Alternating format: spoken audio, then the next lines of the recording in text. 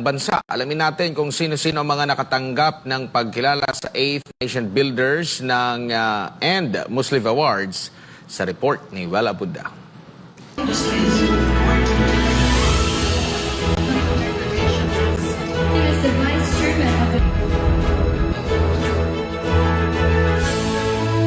Kinilala ang mga natatanging Pilipino na nagsusulong ng kaunlaran at pagbabago sa bansa sa ginanap na 8th Nation Builders and Musliv Awards sa Okada, Manila kamakailan. Kasama rin sa binigang pugay ang mga organisasyong may mahalagang kontribusyon sa pagpapalakas ng ekonomiya, pagsulong ng sustainability at pagpapabuti ng buhay ng mga mamamayan. Ibinida sa awarding ceremony ang iba't ibang sektor mula sa pamahalaan, negosyo, edukasyon at media na pinatunayan ang kanilang dedikasyon sa pagsulong ng isang mas maunlad at mas matatag na Pilipinas. Ayon sa President at CEO ng nasabing awards na si Kenneth Rosete, basta-basta ang ginawa nilang selection process.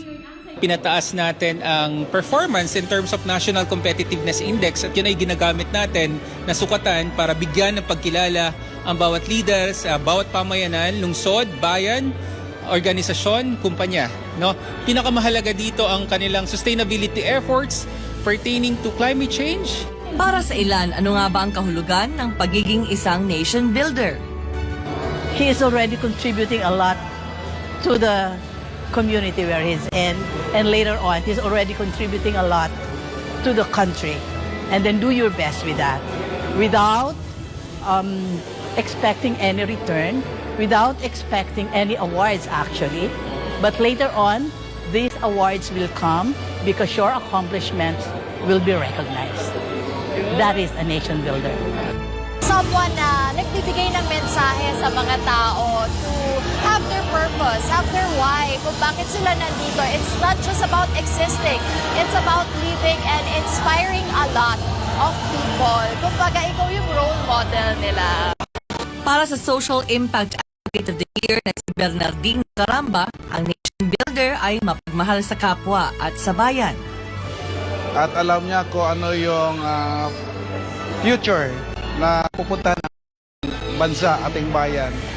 At ang maganda ito ay mapagmahal sa kapwa at matulungin at hindi lang yung kapakanan niya ang iniisip, kundi kapakanan ng ating mga mamayan na ang pagmamahal sa bayan at pagmamahal sa kapwa ay siyang maging nasa puso niya. Nagpapasalamat naman ang ilan sa mga pinarangalan bilang Local Chief Executive of the Year. It's an honor for me at gusto kong i-share ito sa aking mga kababayan sa lungsod ng Pasay. May secret kami, yung 4Cs, coordination, collaboration, communication, and commitment upang ang lahat ng aming gagawin ay makatuon sa aming mga minamahal na Pasay. Sa aking mga kapwa awardee, lalo po natin pagbutihin ang pagiging isang public servant para mas marami po tayong maitulong gawa para sa ating kanya-kanyang bayan. Hindi naman maiwasang maging emosyonal ni Mayor Maria Lourdes Alejandrino ng Arayat, Pampanga nang ialay niya ang natanggap na parangal sa yumaong asawa na kaagapay niya sa pagpapaunlad ng kanilang bayan. Parang nararamdaman kitang nandito ka.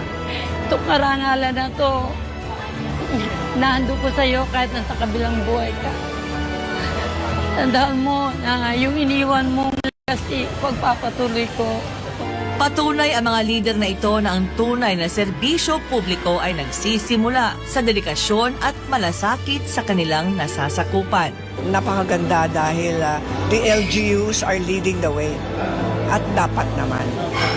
And it is good kasi kapag sila ay nahalal na sa kanilang posisyon, when they take their oaths as public servant, ang unang-unang dapat nilang gawin talaga ay magbigay ng pagsisilbi sa kanilang komunidad.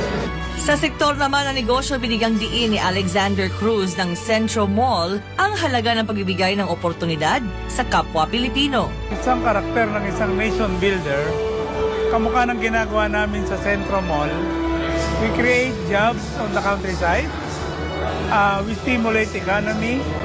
At nagpapatuloy kami na paano makabawas man lang ng mga kapatid natin nag-OFW. Marami tayong nagbubuong pamilya. Marami tayong nasisave na mga kabataan.